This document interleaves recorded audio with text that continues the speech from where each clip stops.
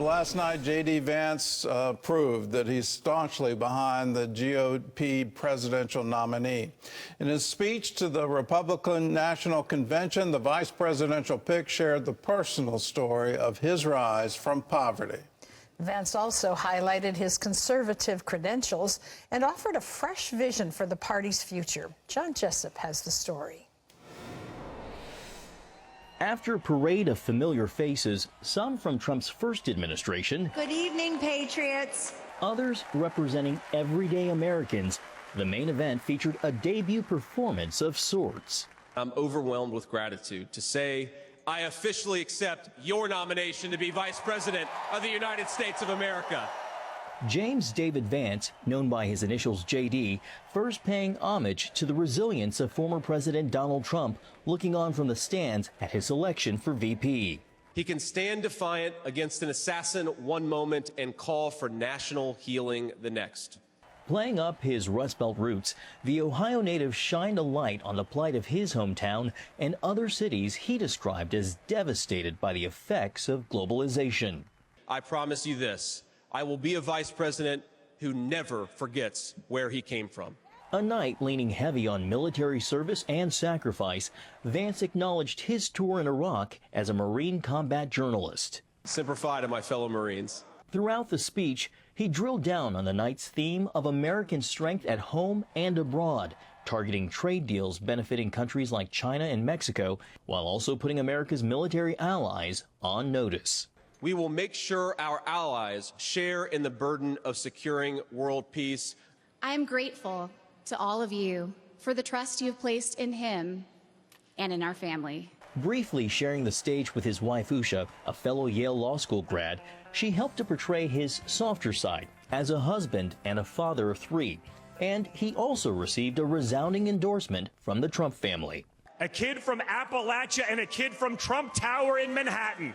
We grew up worlds apart, yet now we're both fighting side by side to save the country we love.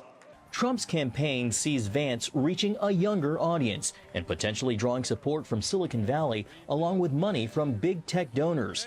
Still, one political observer from Vance's home state telling me on CBN's Faith Nation the freshman senator will have to thread the needle on differences with his running mate on taxes, a harder line on abortion, and a seemingly more labor-friendly approach. His very strong populist streak over the last several years, where he says things like he has more in common economically with the Bernie Sanders kind of voters than other people, I think that's going to create some red flags out of parts of the Republican coalition.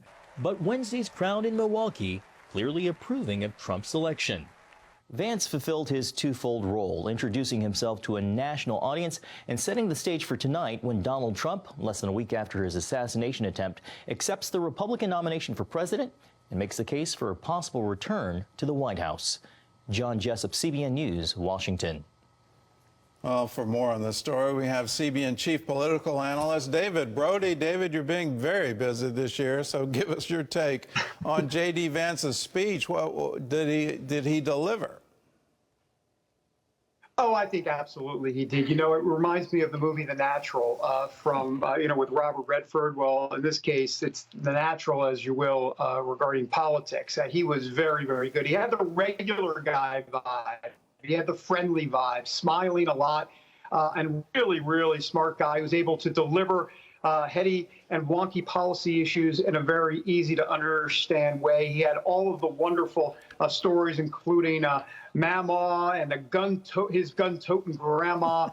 Just everything just seemed pitch perfect. And of course the time with the moment with his mom, who's recovering from drug addiction for many years. It was quite a special moment. But look, I can't remember how many times he said Wisconsin, Pennsylvania, and Michigan, because he is from the Rust Belt. That's the allure. That's the electoral attraction, if you will, to make sure he can appeal in those Rust Belt states, which he will be able to do. Of course, we know about Hillbilly Elegy, a movie based on his life, and of course, the best-selling book. Well, Mama got famous last night, both a cussing, gun-toting Christian who wanted to take out all rivals. But I do have, unfortunately, some lingering questions about Are he and his wife really ready for the stage they're entering into? Some of it was just so wonderful and endearing and very personal. But you wonder in today's attack politics, are they ready for what's getting ready to happen? Well, that's a great point, Gordon. And the answer is we don't know. It is an unknown. I mean, look, he's only been a senator a year and a half. He wasn't even in politics a few years ago. Gordon, this was the first Republican convention, any convention, that he's been to. So, I mean, he's 39 years old. He'll be 40 in August. He'll be the youngest VP since Nixon. And so, yeah, there are still a lot of unanswered questions about how he's going to handle the spotlight. He has not been fully vetted from a national perspective. So there are a lot of remaining questions.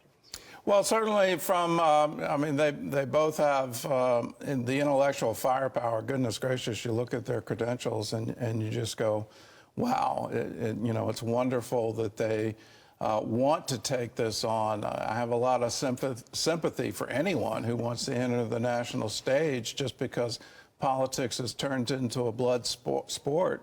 The fact that they're not turned off by that and they want to expose themselves, their children, to the firepower that our politics wants to unleash on families, I've got to tip my hat to them and say thank you. Let's talk about President Trump tonight. What does he have to deliver? Well, I talked to a senior advisor just this morning for Trump's campaign, and I said, so who's helping President Trump write his speech? And the answer was Donald J. Trump. It's all him. Now, I don't have any sense that he's getting out Microsoft Word and doing autocorrect and actually going to any sort of computer. But the point is that it is all from his heart tonight. It will be straight as it relates to what Trump wants to say. He's fully in control of this speech specifically. So what we expect is a lot of talk about unity. But what does that mean exactly? And what does it look like? Are we going to be done with the crooked Joe and the sleepy Joe and the X, Y, and Z things he says about Joe Biden? I'm not sure. That we wait to see what the tone and tenor is like. But I get the sense, Gordon, this week that President Trump seems to be very, very much a different, changed man, at least the way he is being the way he's looking at these speeches in the hall. He just seems more reserved, more reflective than I've ever seen him before, Gordon. Well, I'm expecting him to freestyle the whole moment, so it'll be typical Trump, and we'll just see. I hope he rises to the occasion, and definitely we need speeches on unity in America today. Let's talk about the Democrats. It looks like talk of President Biden stepping down is back in the news. Adam Schiff came out and publicly said he should withdraw. I'm hearing reports that there are private meetings with him. What's the latest? Well, first of all, let's start with this. He's got COVID. So that takes him off the campaign trail. He'll be in Delaware this weekend recovering. So you kind of, when it rains, it pours, right? It's the bad debate week. They want to have him, or the bad debate a few weeks ago. They want to have him out. Now he's got COVID.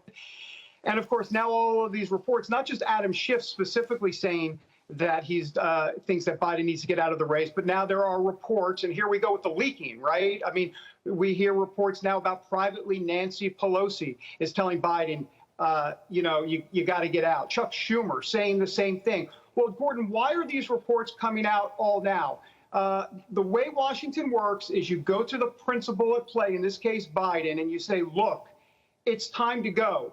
And clearly Biden doesn't think yet it's time to go. And so you can be sure that these stories were leaked to put pressure on him to leave. This is the way Washington works. It's been that way for decades, and we're seeing that play out right now. I think this is just a tick, tick, tick scenario. Eventually, Joe Biden will, in essence, be forced, kicked, dragging, and screaming, but he'll be forced to step out of this race. Well, I don't think he's going to voluntarily do it. Are we looking at some kind of floor fight at the Democratic convention where there's a move among the delegates aren't they bound by the primary vote to vote for him?